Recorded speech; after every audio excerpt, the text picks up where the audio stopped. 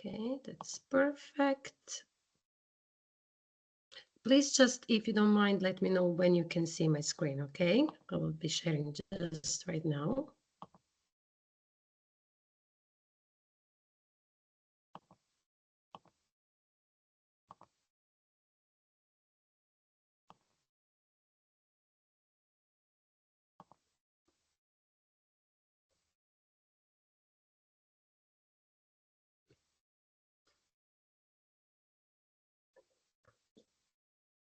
Okay, we see it. Perfect. Thank you so much. Okay, so good morning, everybody, and welcome to our Mainstream Bio webinar series, episode 3 on the topic of the youth in the bioeconomy, impact and importance of involvement of the youth in the bioeconomy sector.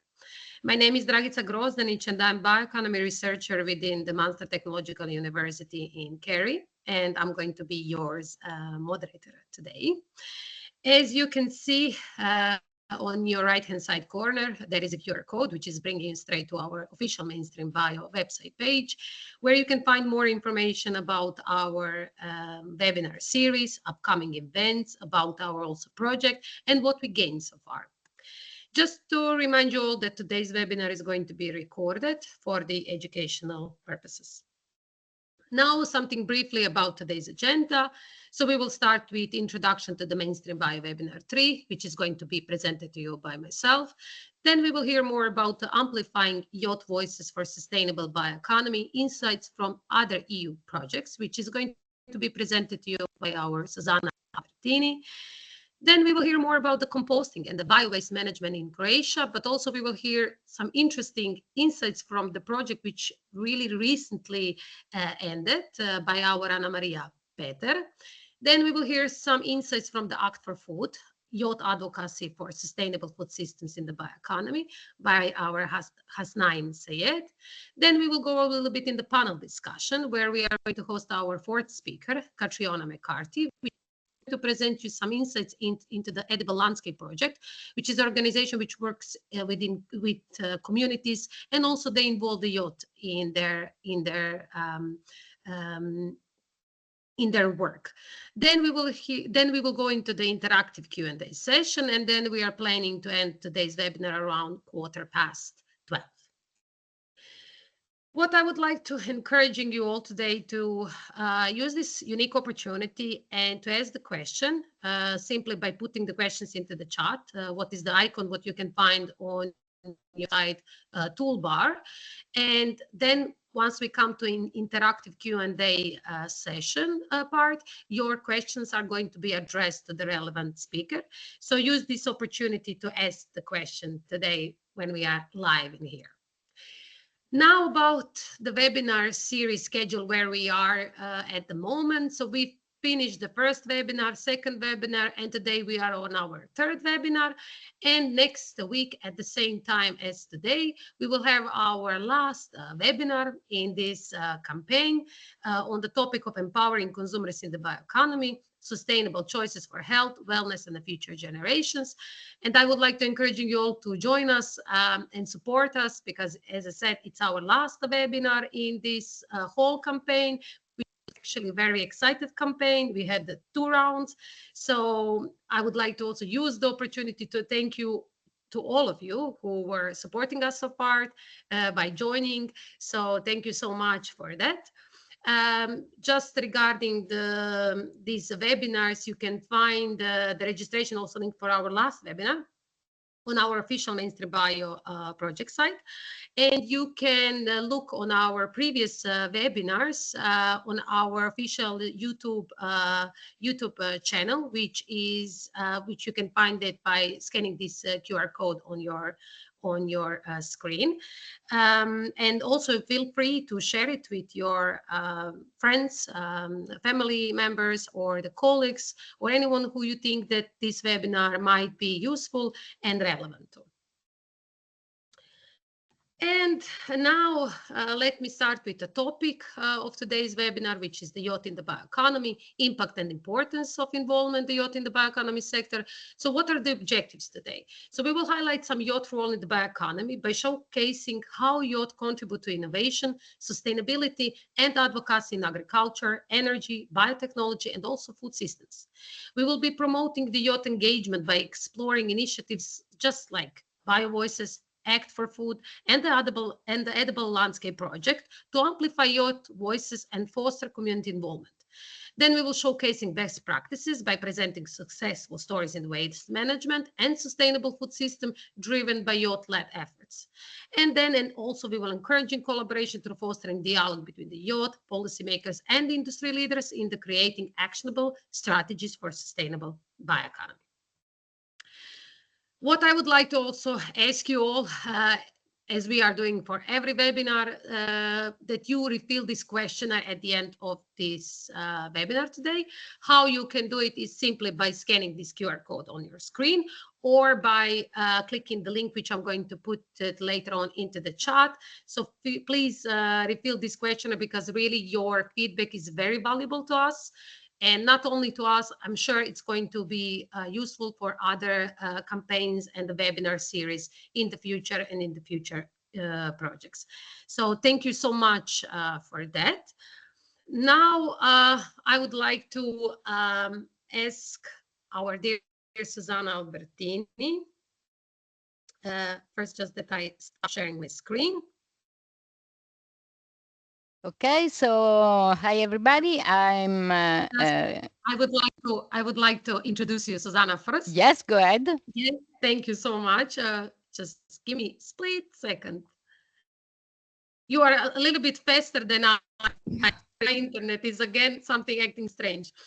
Okay, so just briefly that I introduce you our dear Susanna, which I'm really proud that she joined us today, and I'm sure you will find her presentation very inspiring. So our Susanna Albertini is a project manager and a communication expert specializing in the bioeconomy sector. She leads initiatives that promote bioeconomy awareness and stakeholder engagement. Susanna also has coordinated several European projects, including the BioVoices project, which focuses on mobilizing various stakeholders to accelerate the bio-based sector. She is also instrumental in the European Bioeconomy Network and proactive alliance of EU-funded projects aimed at promoting bioeconomy communication and support. Honestly, I try to do it as briefly as possible, Susanna. I could be talking about you all day, I think, so. Yeah, the floor is yours now. Thank you so much. Many thanks, Dragika. So I was not the coordinator of BioVoices, but rather responsible for communication. And here I would like to cover several projects that are under the umbrella of the European Bioeconomy Network. And why? Because we believe that involving young people is very important, and in several projects we did it through awareness and education. And it is very important because young people are the future citizens and decision makers, but they are also the future workforce and entrepreneurs. And finally, it's very key to engage them as front runners and multipliers in the bioeconomy. Of course, it is very important to connect them with the needs of industry for obvious reason in terms of employability, but also to ensure that the regional priorities for bioeconomy and bioeconomy education are taken into consideration, also the young people and their needs. So several projects that as you can see here, have been tackling for different aspects the bioeconomy awareness and education. And some of these projects are part of the 160 projects and initiatives that are under the umbrella of the European Bioeconomy Network, and they are part of the working group in bioeconomy education.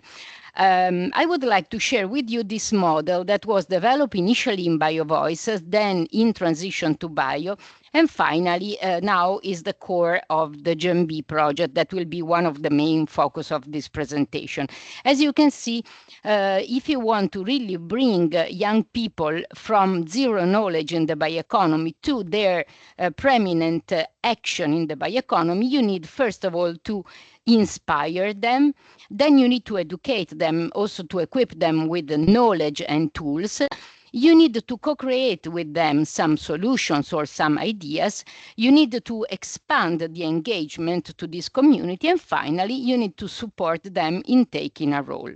I would like to go through those examples with some pictures, because this is the way I do it, so you can really have a taste of the way we did it in several projects. In this specific case, you can see here, for instance, the BioArt Gallery. That is one way to really inspire and raise awareness of the large public in several events. This is a political context, this is a consumer context, this is, for instance, a big fair. And another good example is the Bioeconomy Village. That is what you see here on the bottom part. That is an exhibition of 350 bio-based products, so people can really touch and feel what the bioeconomy is, and also smell, for instance, in the case of this notebook that is done with the poo of animals. And they do it, especially young people, through experiential learning, because they really want to put their hands on and to explore, especially the very young ones, but also the teenagers, for instance. And to inspire the citizen of tomorrow, it's very important that we bring people that already did it. So pitches, bioeconomy stories from researchers, but also startups and industries, but also school projects in which you go in the schools and you bring the bioeconomy as a topic for co-creation, debate, and finally the study visits in industries or biorefineries in which the young people can really see what the bioeconomy is in practice and what are the opportunities for them. When we come to the very, very little ones, of course, we need to speak their languages. So games, but also books. This is a book I can show you that was designed in the context of BioVoices and was distributed in 25,000 copies, and now is translated in 17 or 18 languages. I don't remember exactly, I think 18. This was very well recognized and also used by many teachers to introduce the bioeconomy in the schools. When it comes to teens or young adults, for instance, social media are key to attract their attention and to explain, but also to educate on what bioeconomy is. I will come back later on that. And the dimension of multipliers and frontrunners can be leveraged when it comes to teachers, for instance, but also science communicators and young people through training, contents, and also tools that can be used directly. An example is the toolkit that was created by GMB and can be assessed. All these links are provided and I will share with you. So here there are materials for education, for promotion, for awareness about the bioeconomy in many formats and in many languages, by the way. So the co-creation dimension is another dimension that is very important because it's not a top-down activity, but rather something that is co-created with the young people to really valorize their creativity, their ideas, and their enthusiasm.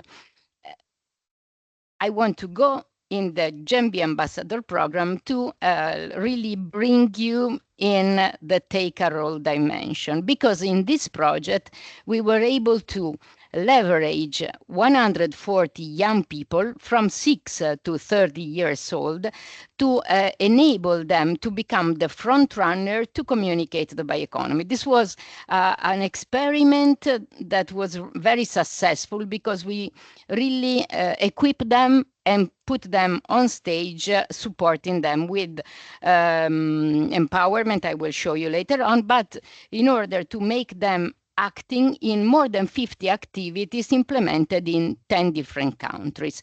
The first point, of course, is to engage them. So we ran a campaign involving many actors, but also through the social media, having 50,000 views. And finally, we got 150 applications. Not all of them are fully active, but finally 140 are. And we have, as you can see, several types of GEMBI ambassadors. Then, of course, and this was key, was to empower them to become, let's say, the core front runners of our activities.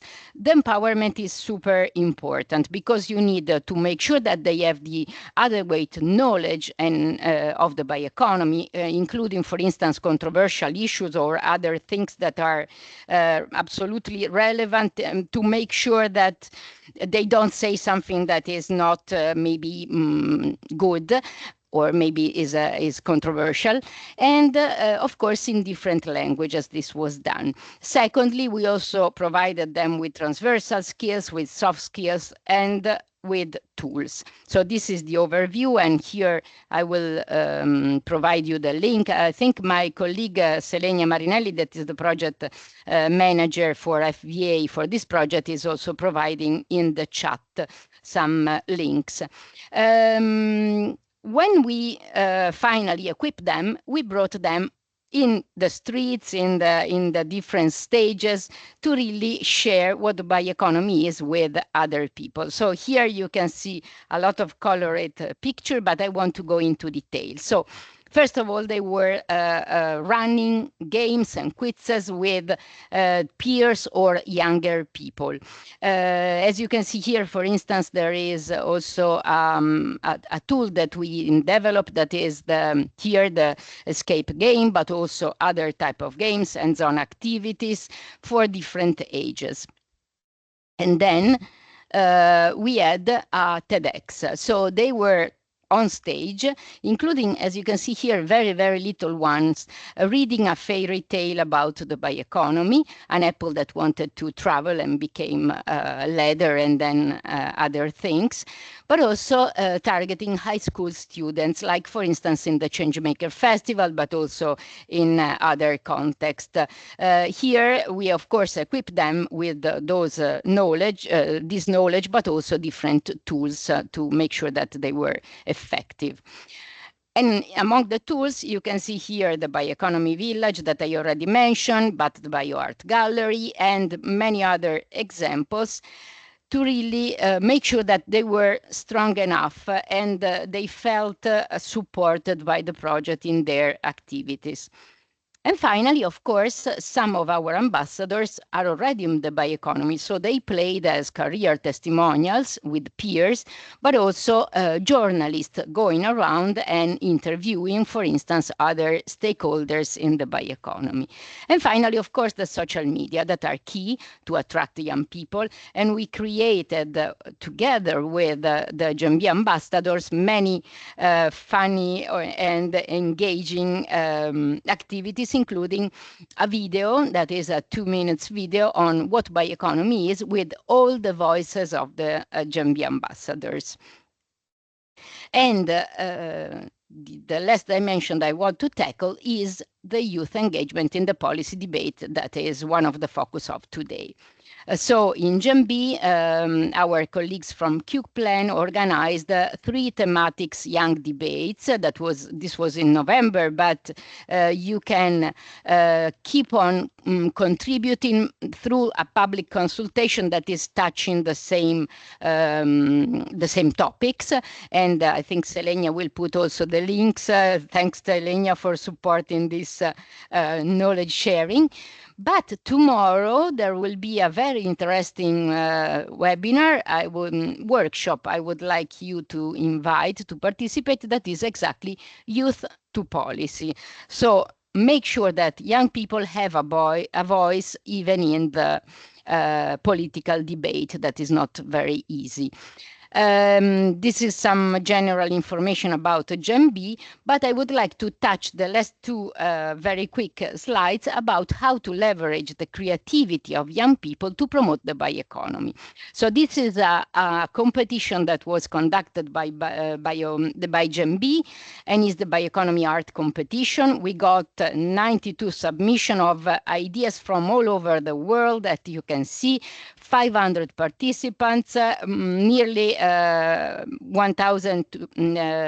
100,000 views in the social media, and many, many good examples of creativity. You cannot imagine how nice and effective they were in communicating the bioeconomy. So campaigns will follow this that was just concluded a few weeks ago, but also another project that is BioGovNet that is using artistic approaches in vet and lifelong learning. This model that was created by me and Selenia Marinelli analyze how art can be used in the bioeconomy to make sure that all the stakeholders, but also all the dimensions of education are tackled and are supported within bioeconomy education. In few days, there will be a webinar from awareness to action, art in bioeconomy education for a just and green transition. And even here, I recommend you to participate. And I'm done. I hope I was more or less in time.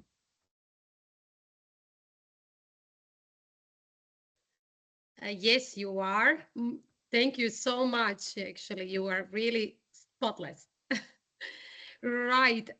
Now let's go to our second speaker. Thank you.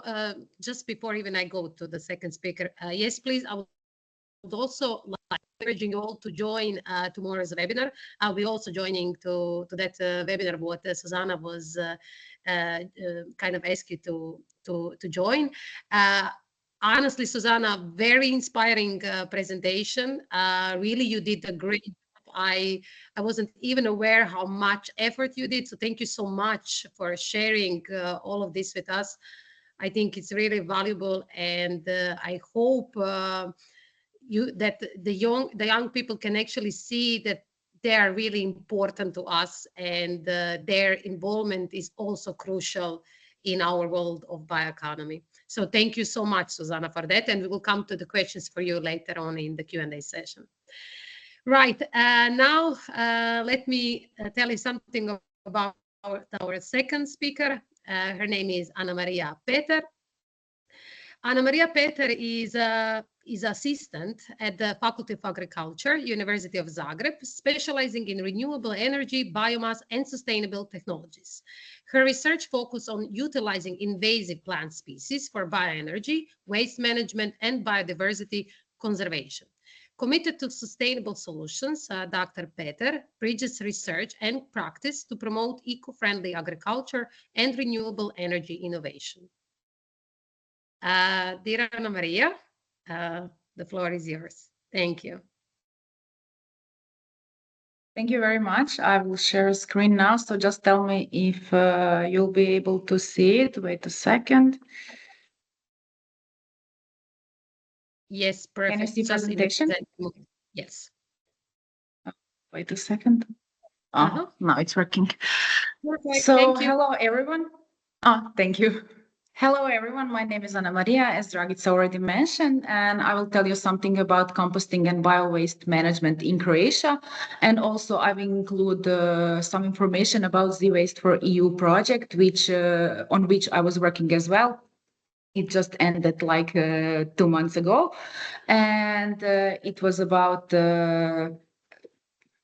young people. We were trying to include them and see their behavior and their knowledge about food waste and what they can do. And we were trying to make them aware how much food waste they are producing and maybe how to start slowing down with it. So first, something about composting and bio-waste in Croatia. I would like to say that all this story about sustainability, circular economy, bioeconomy started with Global Millennium Assessment, and then that was in early 2000s, I think, and then it just was going on and on and on, and more things did develop. So in the meantime, we had the 2030 agenda and SDGs in 2015. Then we went through the European Green Deal, Farm to Fork strategy, circular economy action plan, recently in 2023, Fit for 55. So these are all agendas, legislatives by European Union to provide people with some knowledge to make better situation for people, planet, and secure prosperity, peace, and also to improve partnership between people and countries regarding the sustainability and also circular bioeconomy. So what is the main goal of circular bioeconomy? I would like to maybe say that some of the parts are to minimize the waste, to preserve the value of all the resources which we have, and also to use some kind of sustainable, innovative practices, approaches, goods, services which could benefit our economy, bioeconomy, and the planet, but also to ourselves.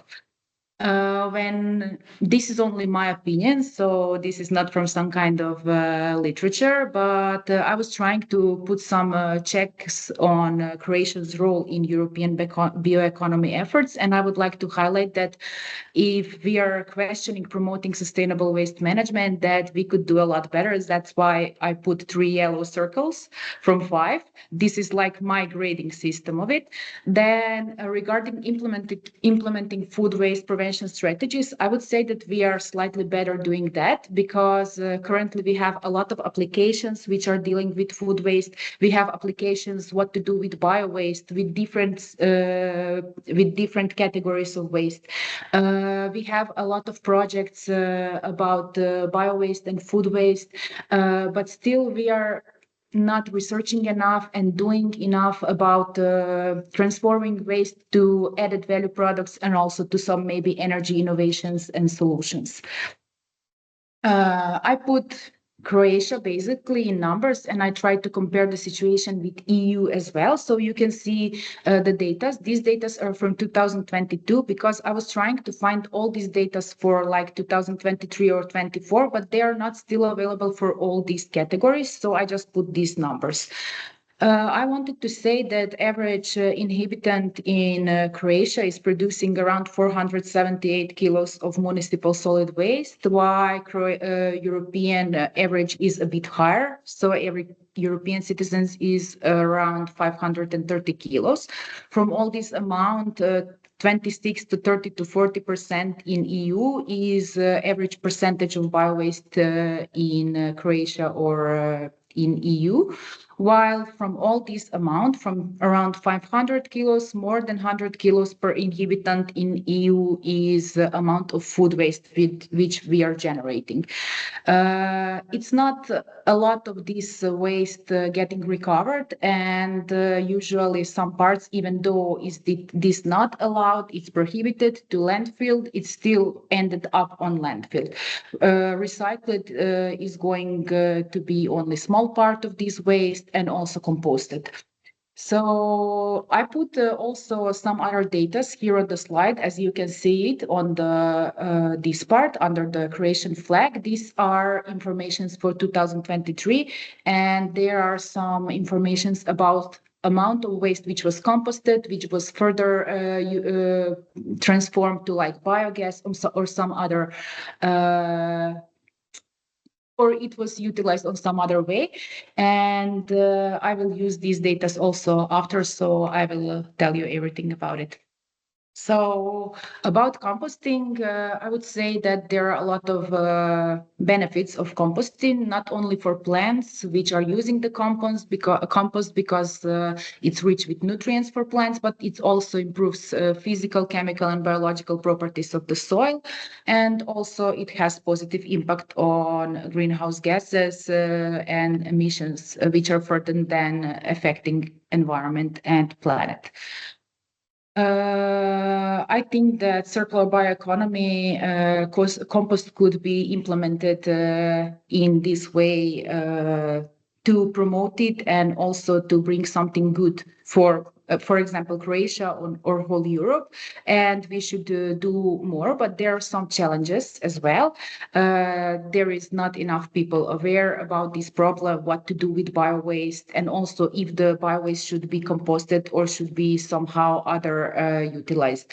Also, recovery rates and policy enforcement and initiatives are also on the low scale. So I think in Croatia, we should be a bit better with that. But since I mentioned composting and converting bio-waste to energy, there is a question, is this the only solutions which we can have for bio-waste? And my answer and my opinion is no. So now I will try to tell you something more about it on an example of the food waste. So here is one infographic which is from literature, and you can see how food waste can be used in different ways. All these little squares are showing the ways how you can further use it in agriculture, pharmaceutical, and medical industry if you extract some value-added compounds or produce value-added products from these leftovers of food waste. So if we have possibility to do something else, like extract fatty acid, enzymes, organic compounds, polyphenols, or something which can be further used for maybe pharmacy, for bioherbicides, biopesticides, why to make compost of this kind of waste, or why to put it in biogas or energy if maybe there is some prior use to get some added value products. I also put food waste in numbers here on the slide. 1/3 of produced food annually is basically wasted, and that's why we wanted to get our students also aware of it, and we wanted to include them in a project which was called Z Waste for EU. It was basically about zero waste education of Z generation of European citizens. So if you also click on the link, I think that presentations will be shared after. You can go straightly to our page, and then there you can leave for links for social media as well, and etc. So I would like to say that some references and some researchers show that most waste is produced in the household, and that was actually really surprising for every people who we say it. They are really surprised because usually they think that maybe the biggest loss, food loss, is happening on the farms or maybe in the production, but actually people in their homes are producing highest amount of food waste. We had different project partners from Estonia, Romania, Serbia, Italy, and also Croatia. University of Zagreb was the coordinator of the project, and there were some project goals and project results. First, we were trying to make the benchmarking for the national situation in relation to food waste generation and prevent the current educational practice. You also have materials on our webpage, and also we produced this booklet where you have different informations, and you can I can also share a link with you where you can see how we did and what else did we try to find. So not only that we were trying to compare the situation between all these countries based on the European data and Eurostat, we were also trying to see how much the topic of food waste and waste in general is included in the curriculums of different universities from each partnering country. So we were trying to assess how much knowledge is even offered and approachable to the students who should be more aware about this problem. Second part of this research was research on the food waste generation of young people and the possibility to change it. So they were doing different things, and I will tell you in more details on second slide. Then we were also trying to produce interactive training courses in the field of food waste. Then also we were checking possibility of testing each one's capacities, like students' capacities to the food waste sector. So they were assessing their knowledge prior all these activities, and then after, to see if we have some kind of results or maybe benefits from doing the project. And on the end, there was also developed online portal for education and interaction for students with social media as well. So this was first result. Where we were comparing all these data and also producing like traffic light matrix methodology to see how much food waste topic is even incorporated and available to the students. Then in second part, students were doing first survey where they were answering some questions about food waste, what they think they produce. Then they were doing food waste diaries. They were taking photos of their meals before and then after the meal to see how much they are producing. And then they were filling in the food waste diaries for 7 consecutive days. And we have different methodology to measure the amount of food waste and different categories of food waste. But also all these photos which they were assessing and taking were assessed through convolutional neural networks. Sorry for my English. And we were actually comparing to see how much did they miss or if they were right in assessing their food waste. So we had compared informations from students' assessments and also results from CNN to see what was the ending amount of food waste on their plates.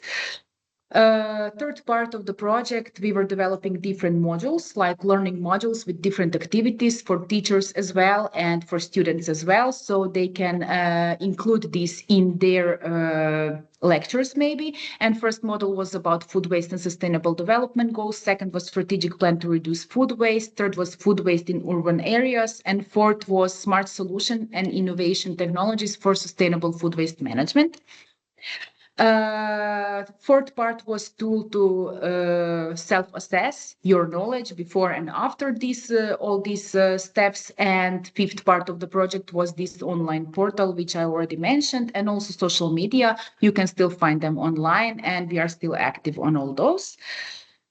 And for now, that was all. But this is not the only project where we were trying to raise some kind of knowledge or education about bio-waste, composting, or food waste. We think it's really important. And the main goal and the main, maybe some kind of quote, which I would like to share, is that waste is only waste if we waste it. Even waste we can use further. And with that, I would like to conclude my presentation. Thank you very much.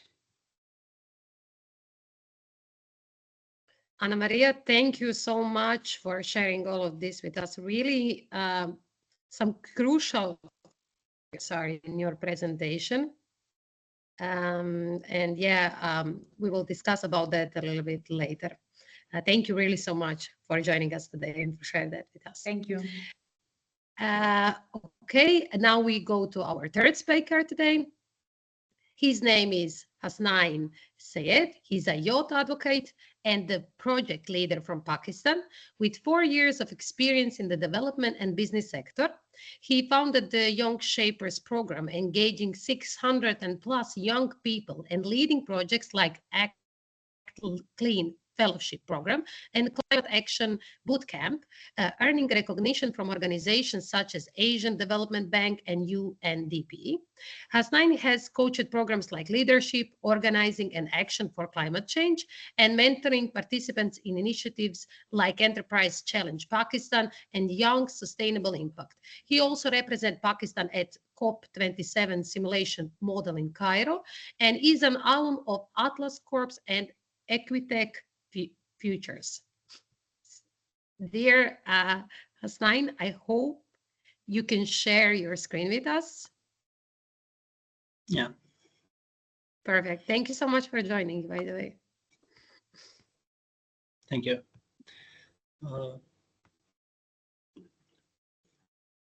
We can see your screen, just if you put. Great, thank you. All right. Hi, everyone. I'm Hasnain Akbar, and I represent Act for Food.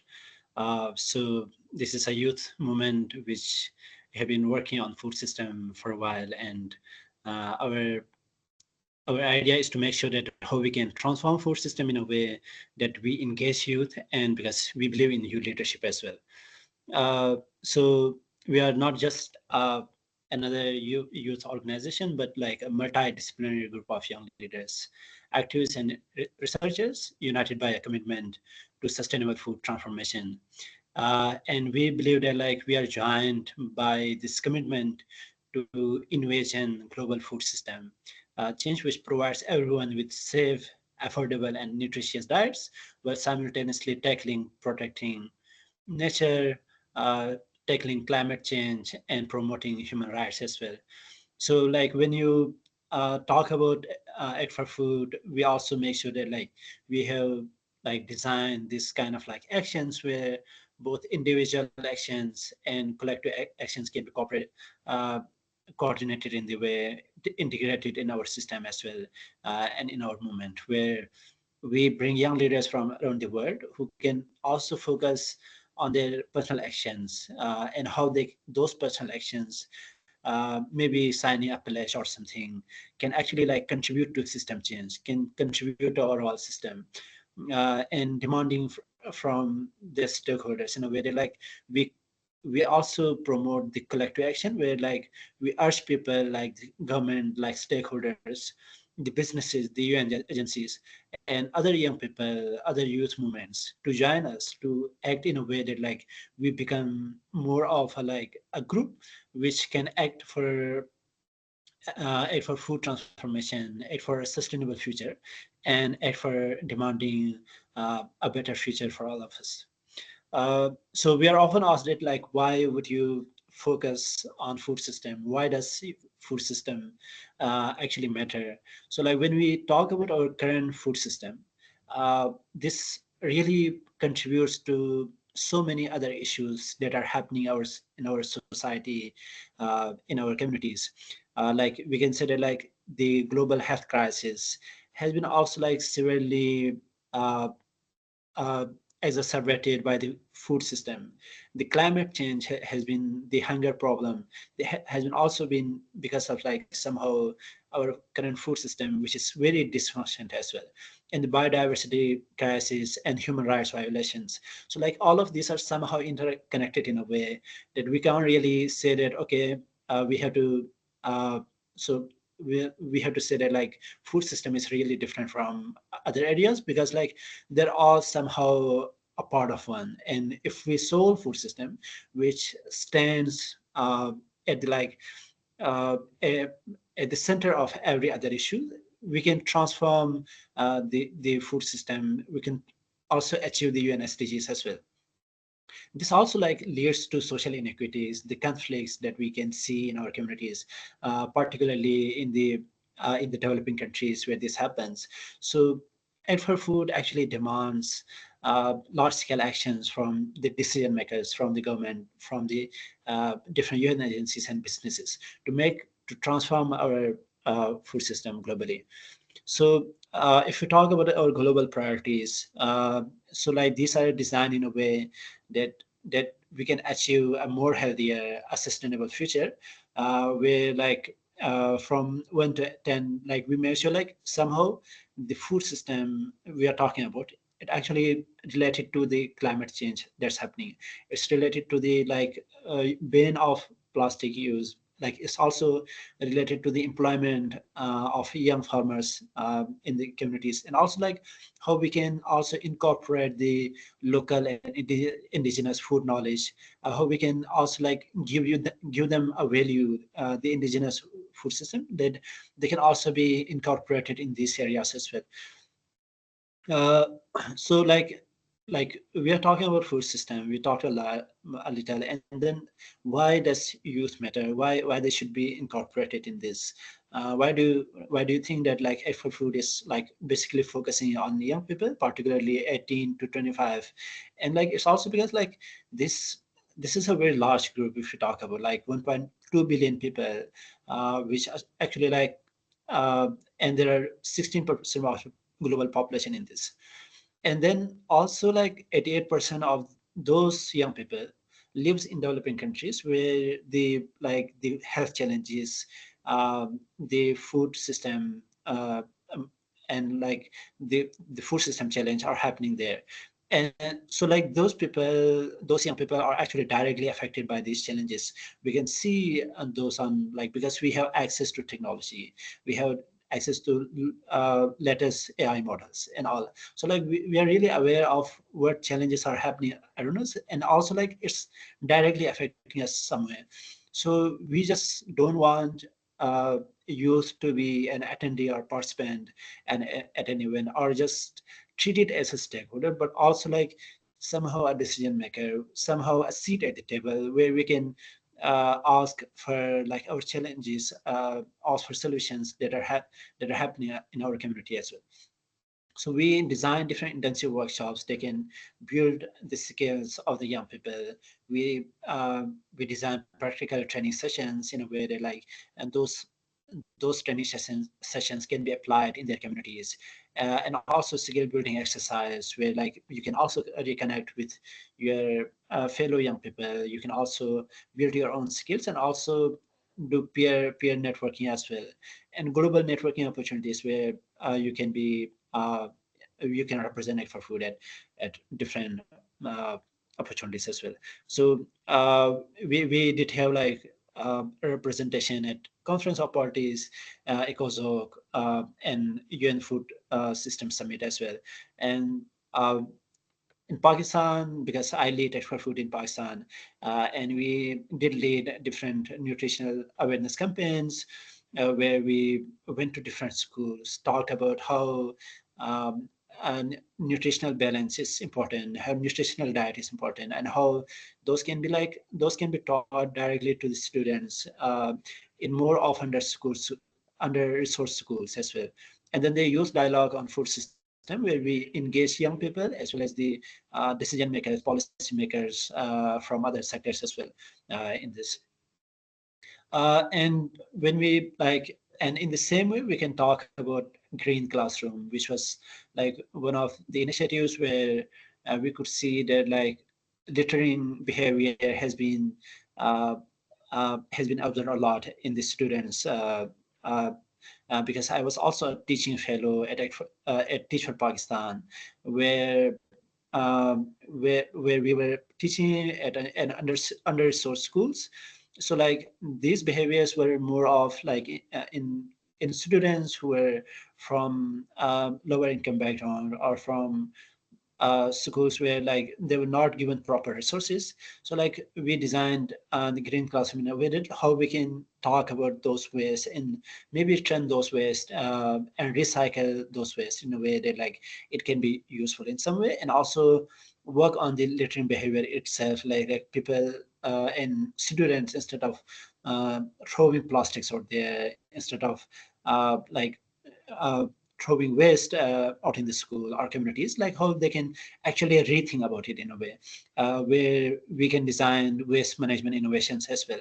So we worked on training teachers from different uh, public schools, from different government schools, and then how those teachers could also go into their own community, go into their own schools and talk to whatever we taught to them in their own schools, and we provide them with the different toolkits. We provide them toolkits in a way that like they can incorporate those learnings in the curriculum as well, and they can also talk to those schools, those students, and other teachers in the school about it, and somehow we can design a program where uh, students can have more environmental consciousness and like community resilience as well.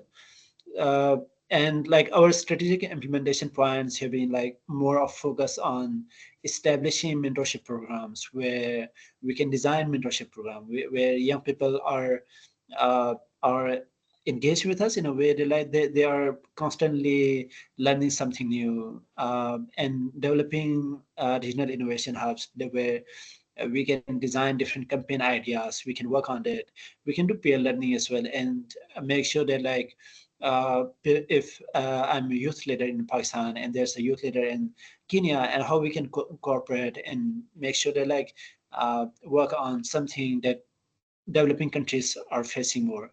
And and similarly, ensuring youth representation in decision making, working with UN agencies, working with Global Alliance of Improved Nutrition, working with other mainstream organizations that are actually working on the food system, and how we can also have a say in the decision making within the local level or within the regional level as well. And also like engaging rural youth, where making sure that like those voices who have not been really listened or who haven't been really given attention to, how we can also engage those rural youth and how they can feel valued, and how we can also integrate cultural and indigenous knowledge in a way that like uh, from the perspective of people, from the local people who've been working on different working in their own system for a while, and they haven't been really given the value they needed or representation they needed. So how we can also make sure that like if we are designing something new in this time of technology, how we can also integrate indigenous wisdom in that as well. So our sponsor and partner have been like GAIN, the Food Foundation, Irish Aid, and UKAID, and we have also been working with local youth organizations in our countries and other partner organization in a way that like how we can build a more how we can engage more communities in this, and how we can further work on building a more sustainable future towards food transformation as well. So this is how it looks for Act for Food. And if you think that you're someone who is interested in joining Act for Food, because like we're also recruiting for youth leaders, you can get into touch with us through our website, or you can just email me, and we would love to connect. Thank you so much. Thank you so much, Hasnain. That was really very, very interesting. And also there is thing for you, I think, in the chat as well from Susanna. So, and for anybody else as well who is interesting. So yeah, also keep your eye on the chat. And now we are coming to our panel discussion, where I would like to invite our fourth speaker. Her name is Catriona McCarthy. Catriona, are you okay to turn your camera on and mic on? Is it working? Absolutely. Is it working there okay? Yeah, I can hear you and see you. Perfect. Brilliant. Thanks, Catriona, before you share with us something about this about the Edible Landscape Project, I will just give a brief introduction who you are. For those who don't know you, I know you very well already. Catriona McCarthy is a lecturer in sustainable horticulture and entrepreneurship at the Mayo College of Further Education, with developing community-based sustainable projects, and also a key contributor to the Edible Landscape Project in Ireland, an initiative focused on creating sustainable, community-led food systems. With a background in environmental education and community engagement, she works to promote biodiversity and the food security by integrating edible landscape into the rural and urban planning. Her efforts support local communities in achieving environmental sustainability and resilience. Dear Catriona, do you want to first share maybe a presentation about the edible landscape? I will, surely. And maybe you talk about the edible landscape project, what you are doing. Is that showing on your screen? Not yet.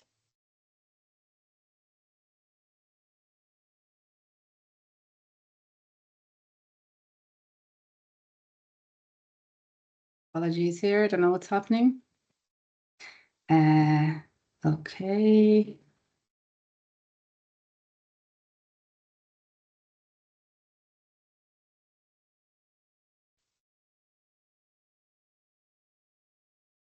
Okay, something is happening. Excellent. Mm-hmm. Okay, everybody see my presentation there? Yeah. Great stuff. So I am Catriona McCarthy, as Dabi just introduced me. I'm the Programme Director with the Edible Landscape Project. And Edible Landscape Project, or ELP as we call ourselves, we're a national environmental education and training organisation. And we we think we have come up with a very simple solution to what is a very complex problem. And the solution is that we plant edible landscapes or food forests with groups as part of a very dynamic call to action that encourages groups to engage in practical climate action. So we work with schools groups, we work with community groups, we work with business groups, and today we're going to talk a little about the school side of things. So with regard to our schools program, which has been our longest running program, it has been running in schools in Ireland for the last 2.5 years. And what we do through our food forest program is that we address the rising concern of climate anxiety amongst primary school children by providing a practical hands-on approach to climate action. And we're promoting children's well-being by offering them an opportunity to engage directly with environmental sustainability. And we do this by the creation of a 2 metre by 2 metre food forest in the children's school garden. And I hope you can see that slide there. So the program consists of 5 curriculum-linked lesson plans that are all centred around the food forest. So the food forest, the children plant and maintain themselves. And the lesson plans are very much systems designed because, I mean, obviously we have systems breakdown, ecosystem breakdown with climate change. So this is reintroducing that notion that educationists are very keen to reintroduce into the curriculum, which is systems thinking. And this enables children to take concrete steps in mitigating climate change and, alleviating any sense of helplessness, such as, the Lancet, one of the British medical journals, in 2021 coined the phrase climate anxiety in children. Something needed to be done about it. The Irish National Teachers Organisation also in 2021 referred to the lack of climate education in primary schools. And this programme really came out as a direct result of that. So it is curriculum linked, as I said, which means it's much easier for the teachers to manage this within their already very heavy schedule. So teachers then, just to give you a little bit of a background on it, the 5 teaching resource topics are listed there. And then the teachers they go through these in their own time. The resources are all downloadable from our Edible Landscape Project website. So the children get a really good chance to observe the changes in their food forest in the school year between September and June. Yeah, and I suppose the success, actually, I think I've got a little video here that I can show you. This is one of the primary schools around us, and it just shows the steps of how this worked. Now the video isn't actually going to work here for us. Oh, it is. So the stage 1 is preparing the ground, and this is soil management. The children learn how to prepare the ground. Here they're adding the compost and planting, and there's Tara, our schools coordinator. And steps 3, they're planting and waiting for their apple trees and herbs to grow. So the kids love it. It is really effective. And we've been going for a number of years now, and I suppose what we're measuring impact of this program now, we're collaborating with DCU, Dublin City University, on this program, and we're measuring the social, and we're also looking at the environmental and the economic impacts of the program. But there was we actually had an article.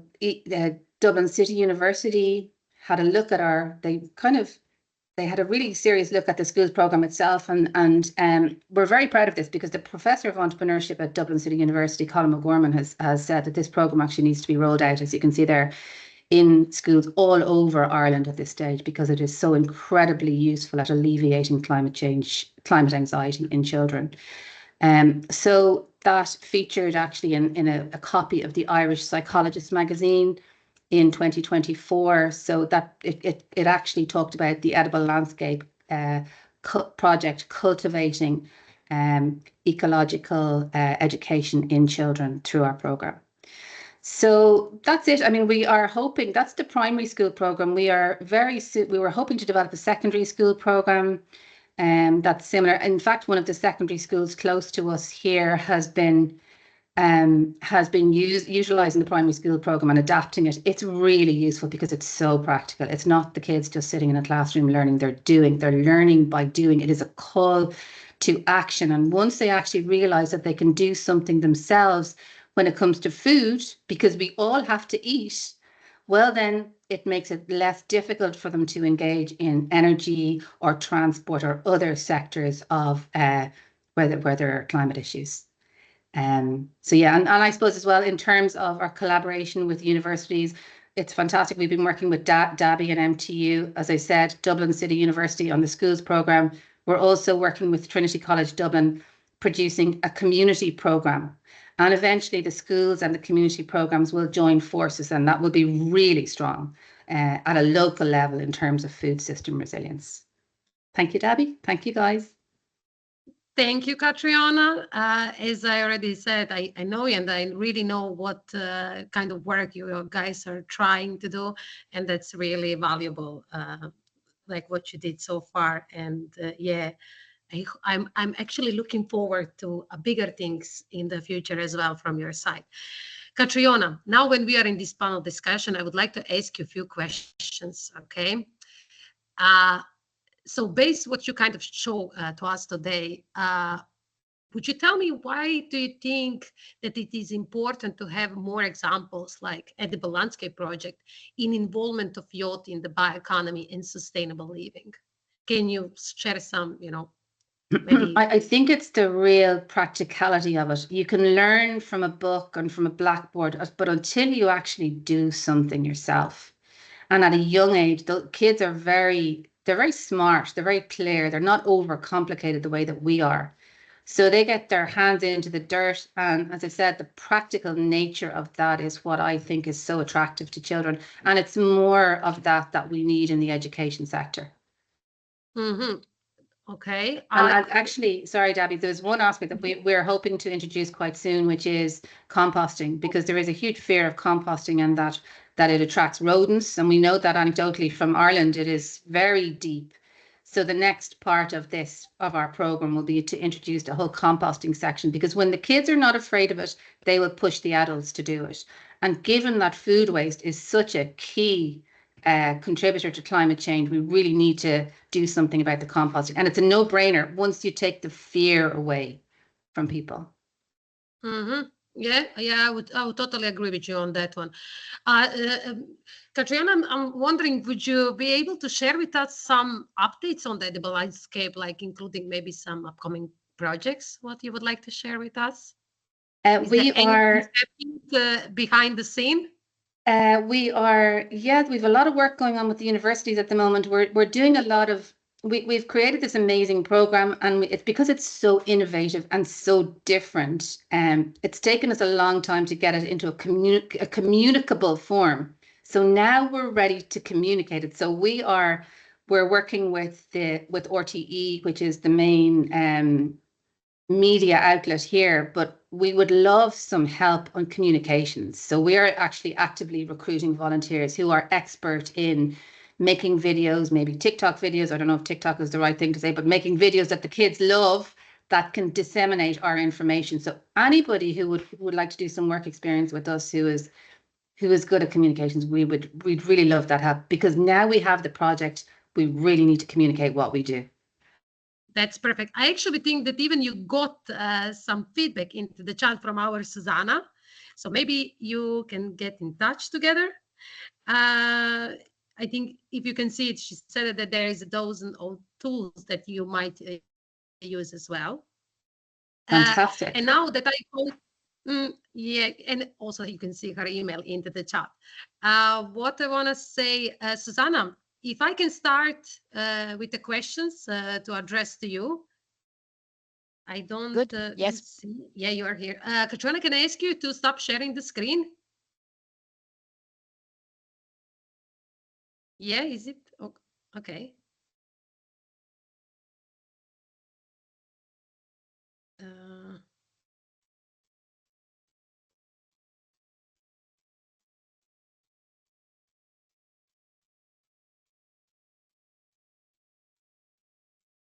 Okay, super. I see you. Yeah, I do. Perfect. Susanna, the question for you is, what role do young people play in driving innovation and awareness in the bioeconomy, and how can their voices be better integrated in the policy making? Yeah, as we said in my first slide, if you remember, basically there are three dimensions. One dimension is that young people are the citizen of tomorrow, and they are also, as Katrina said, the pushers of the citizens of today. So, for instance, grandparents that are the most resistant to change, really the little ones are the ones that can make the change, pushing them, doing changing habits and also behaviors in general. So first of all is to change their behavior, but also be multipliers in supporting other people to change their behaviors. But there are several problems. One of the problems is, of course, that bioeconomy is a complex topic, and you really need to make sure that the people that you want to play as front runners are fully equipped on what is the bioeconomy, what are the impact of the bioeconomy for other sustainability challenges, what are the controversial issues, and where bioeconomy arrives and where not. For instance, biodegradability is always good or not. And for that, we designed several campaigns with our GMB ambassadors really about the controversial issues. And then the other point that is important is to create bridges between young people and policymakers. And this is critical because it's not only the question of bringing them in places where they can represent young people with policymakers, because in that case, if they are not equipped, if they are not in the loop, if they are not supported, they feel alone or they feel lost. So basically, it is very important to support them. So this is my really recommendation: empower and support them if you want their enthusiasm, their creativity to be leveraged in appropriate way and not to lose an opportunity. Yeah, great. Thank you so much. Would you like to maybe share some examples of the projects? For instance, to make an example, there was in November workshop, very high level, organized by the European Commission in Brussels, and we brought one of our GMB ambassador that was together with the bioeconomy ambassador of the European Commission and also the bioeconomy champions, and they shared their experience real life. So in this case, there were very high level, including people from the European Parliament, but also top level people from different DGs, including growth, including DGRTD, but also environment. And they shared their experience, but also what they need basically to be on the loop. And for instance, the other example is the workshop that will take place tomorrow, and Selenia already put the link. This is a great example because basically a project founded by the European Commission is supporting young people to have a voice and to be able to reach the policymakers, because otherwise it's not easy, I mean, for them to make their voice heard in a structured way by the different policymakers at local level, but also at European level. Okay, thank you so much. I would like to encourage all of you to join tomorrow. I really think it's going to be insightful webinar or workshop, as you said it. So yeah, I think there is the link in the chat. So yeah, I'm going to also share that with you later on. Then I would like to ask one question. Susanna, thank you for all your responses. Now I would like to go to Anna Maria a bit, to ask Anna Maria a few questions as well. To be honest with you, I told you already after your presentation, you really share with us very impactful figures. And I was a bit shocked when I saw how much actual waste we are producing at home. It's really, it's actually for me kind of, you know, like a red alarm thing. So I think we should be really highlighting this issue more than what we are kind of highlighting from the perspective of how much agriculture waste there is, yeah, based on what you said. But still, that is a high also percentage in agriculture waste. What I would like to ask you is that what are the main challenges Croatia faces in scaling up composting and bio-waste management, and how that can be addressed? So thank you for a start. And I want to say, I mean, I'm checking on the right side because I have all the numbers on the presentation on other screen. So it's really huge amount of waste that we are producing, and it's different from like every country. So it's not, the difference is not in 1 kilo, it's differences in 100 kilos per person and similar. So that's like really surprising. And I'm not sure if you were talking about waste in total or food waste, but yeah, it's a huge problem. And now I'm going to your questions about challenges. Well, for a start, I think that really big problem is that we don't have some kind of public awareness or participation included in all that. Not only on like at our university, but totally like included. Government should be included, local communities should be included. And I don't know if you remember from one slide where I put the data and statistics comparing Croatia and Countries. And Europe. I put one information where I said that separate waste collection is in Croatia in only in around 531 local government units. So there is still municipalities or local government units that are not even separately collecting waste. So I think this is a really huge problem, especially for Croatia, because we need to everybody should at least separate waste. There is possibility to do it, and people should be encouraged somehow. Okay, there is like different problematics because people are not currently. I mean, I'm not pro some kind of award or maybe a fine system, but I think something should be included to maybe push people to participate more in this. This is for them. This is for our future, for their kids, not only for us who are here currently. So I think more people should be included somehow. And I would like to just say one really good example, like it's my nephews, they're going to kindergarten. So if I come home, I'm living in Zagreb, they are living in a small village. So when I go back home and they are in the kindergarten separating waste by colors of the beans and also by animals. So it's really familiar to them and they are like close to it. So once we were eating pizza and I wanted to put the box in the normal bin because like the paper of pizza box was it was dirty and greasy. So I know that it won't be able to be recycled properly.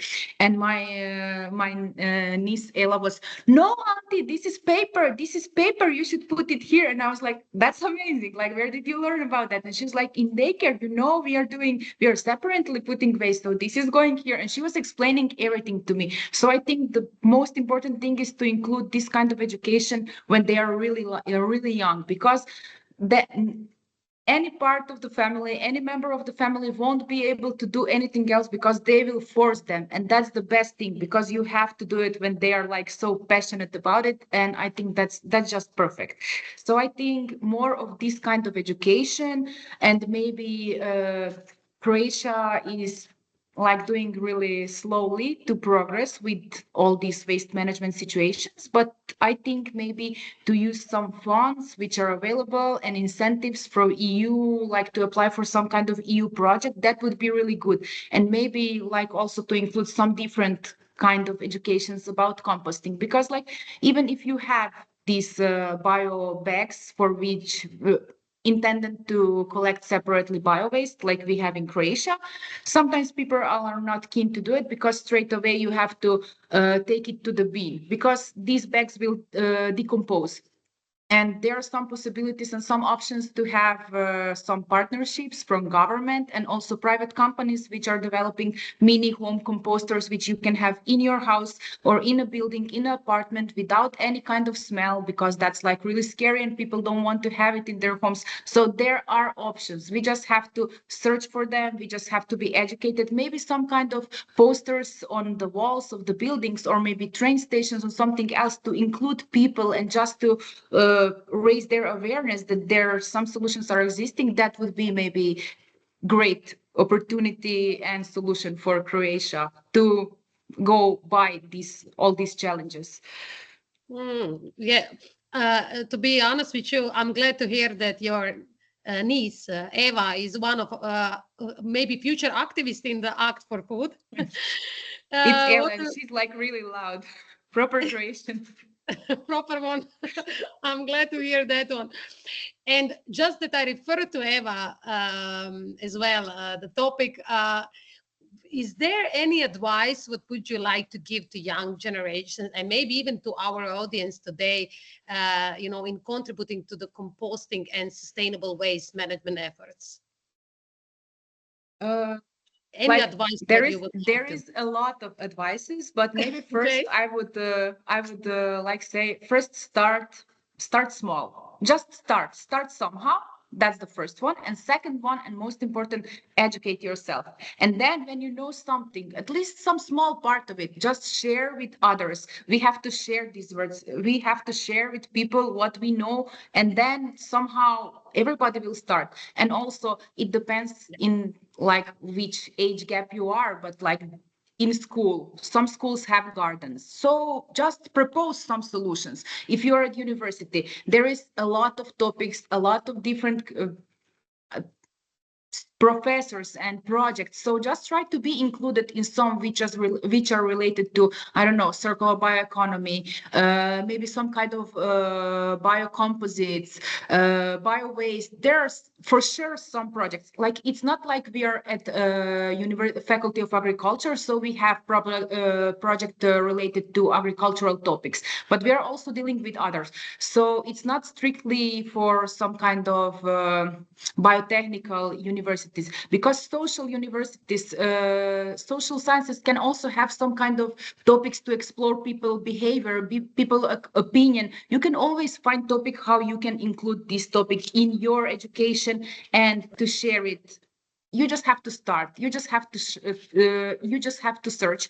And if any students are here listening now, if you will come to your professor and you will see that he's on some kind of project, hello, how are you? I would like to participate. They will be delighted. Just show the interest, just start doing something, and that will be the best thing to do, because only by trying, searching, finding, and educating yourself, we can go further and just do something better for us and our planet. So I think the best and important advice is maybe just to start to be educated more and just search and try to be open to different opportunities. Yeah, I would agree on that one. And also what Susanna is doing, it's really showing, and it's really amazing to get so many young people as well involved in the project. It's really like, Susanna, I was really impressed to see how many people were there. And if I could be more even impactful at that one, I would also like to encourage people to join and to talk and as Anna Maria said, start maybe from the small step, and I'm sure we will be, on the right go. And now I would be having, oh, sorry, Anna Maria, yeah, go ahead. Sorry, I just wanted to say, maybe there would be amazing to have some kind of application or system. Maybe you can start it, maybe we can start it, I don't know. But just to have all the projects, all the results and all the topics, because when I was listening to Susanna's presentation and Katriona's, I was like, amazing how I never heard about that, because that could be spread to different level. We just need to connect somehow. So I think there should be some kind of basis, because usually people have some projects and then after it's only letter on some kind of page or scientific paper, but I think that more people should get connected and involved in this kind of topic. Sorry for interruption. No worries. Susanna. Yes. Just to tell you that GEMB is aggregating in a library basically the majority of things that are around from many projects, and the same is doing the European Bioeconomy Network, which has exactly the scope of sharing the knowledge and facilitating the reuse and reapplication of things, but also the format. So in any case, since we did really dozen of formats, if someone would like to come back to me, I'm really available to share those things. For instance, the book, we also have some copies to be shared. So we don't have the budget for the travel, for the shipping, but if you have a little budget for the shipping, we have several copies in different languages of the book. So I mean, this type of activities we absolutely want to promote and keep on promoting. So feel free to contact me also. This is perfect to hear that this kind of collaboration even start like this. I would like to also just use this opportunity to give you more questions to our, I would say here the youngest maybe, Hasnain.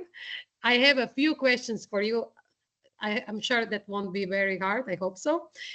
What I would like to ask you, what is really like, to get perspective where we are.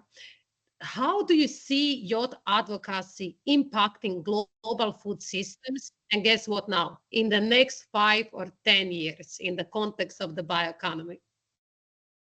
Sorry, this is, I think, the worst one question usually to ask. How do you predicting the future? But yeah. For sure. Like, I feel like because we are in a very like transformative era, right? Like there are AI solutions they are developing. There are a lot of technological innovations that are happening. So I feel like the tech sectors would like really engage in this, and we would more of trend to bioeconomy solutions as well. So like this would be really interesting to see in the next 5 to 10 years, like how these like AI solutions will come up, how these innovative solutions will come up that can actually like lead to advancement in bio-based products, and like also reduce our reliance on fossil fuels, and also promote circular economies as well. And I feel like because youth, if we talk about youth-led advocacy, because like they're really also utilizing these technologies, and also like they're really on social media, they're driving conversations, their driving conversation in their communities on social media. So I feel like this would also somehow influence the behaviors of people, the communities, and make sure that how they can encourage each other to shift to more environmental friendly choices as well. So I feel like we will have more influence on policy, making sure like how youth movements can push for legislative change as well. So I feel like this would be interesting time to see that how young people would be taking over, how they can have more of like owning their own communities, and seeing that how they can drive solutions in their communities as well. So. Mm-hmm. And now maybe some questions just really kind of specific to you. Can you tell me why did you kind of join to this bioeconomy sector?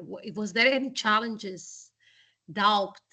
How did you overcome them? Can you just give me, maybe, for maybe somebody else who's a little bit maybe, shying to kind of, a little bit, to join. So how would you encourage them, just to give us maybe your story, kind of brief story? Yeah, I feel like because if we talk about in our communities, when we were talking about these things like the food system, like how we can go towards the circular economy and as well.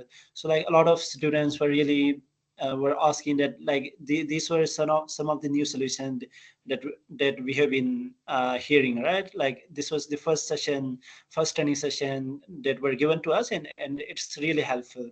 So I feel like those were the times when we felt like, okay, this is something the communities needs. In Pakistan, it's more of like an agricultural economy where 70% of the economy depends on the agriculture in Pakistan. So I feel like, and in the similar way, a lot of waste has been generating. People don't really know that what to do with those waste, and they have been producing a lot of waste. So thinking about like how we can rethink about these solutions, how we can rethink about these problems in the communities, and making sure that how we can drive to our sustainable future is something like that really drives us to work on this. And also making sure that like when we promote these things in the communities and seeing them like this is getting recognition and people are adopting it, like those are some of the recognition that we get. And like the sense of belongingness, the sense of fulfillment that comes with those things are really something that keeps us get going. So like, yeah. Mm-hmm. Thank you so much. And you know what, your presentation was also very impactful, just to let you know. And what you are doing there, yeah, I'm very proud to have you as well today join it. You know, I think we already are a little bit out of the time. I would like to use this opportunity really to thank you all today. Susanna, Anna Maria, Hasnain, Catriona, thank you so much for joining us today, for share so many interesting insights into your work. I really look forward to the future, what is coming to us, and to your future work. Like I do really see you as also in someone who is driving this changes in the bioeconomy and the perspective. So just keep going in that way. I'm sure you are going in the right way. Thank you so much again for being today with us. Thank you also to our participants for being with us today and for supporting us. As I mentioned, we have next week our last webinar series in this campaign, so feel free to register today and to join us. I wish you all nice rest of the day. Enjoy, and see you next time. Thank you all. Bye. Bye, everyone. Bye-bye. Thanks.